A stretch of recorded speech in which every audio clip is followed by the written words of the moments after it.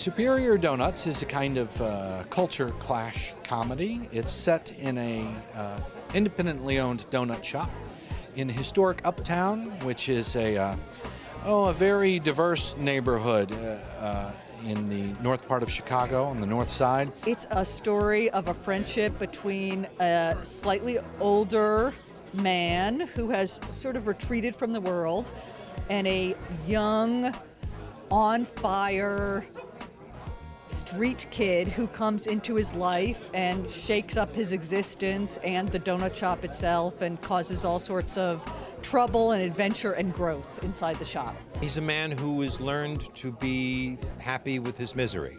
Of course, he's not happy at all, but he's satisfied in the sense that as long as he doesn't have to really do a lot of talking, as long as he doesn't really have to do a lot of interacting with people, he's fine. He shows up there in the morning, opens the donut shop. Nobody ever comes in. He closes, he goes home. My character's a young, hip, really smart, funny kid from uptown Chicago that comes into the donut shop and kind of shakes up the guy's life. He wants to get him to live again. I'm the ingenue, okay? Don't laugh, don't laugh.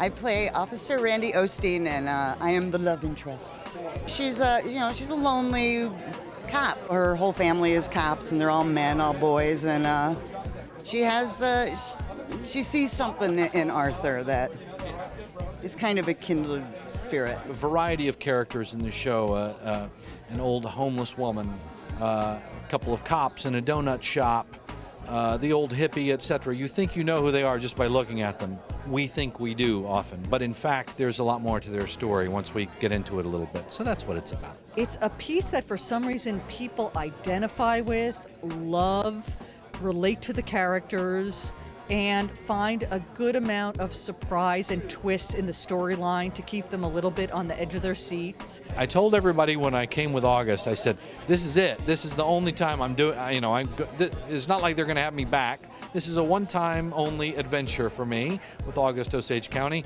And lo and behold, I wrote another play that is also coming to Broadway. And now I'm telling everybody, this is it. 2 plays and out. No more coming to Broadway. He writes people. He doesn't write lines. He doesn't write speeches. Although he's great at lines and speeches, he's really writing people.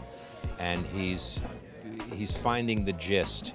Even when a character is not telling the truth, you can see the truth beneath the lie.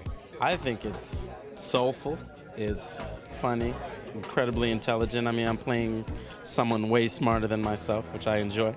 And probably most of all, the ease of the language. I think it's incredibly accurate to, how we speak. I love that Tracy can be really biting and edgy, and yet really speak from the heart in a simple way. The guy knows how to write characters, and he knows how to write for audiences. And you feel it in every beat of this play.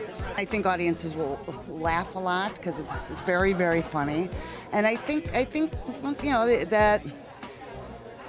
they'll get very emotional at it. I really do. I think they will. I'm willing to put money on that.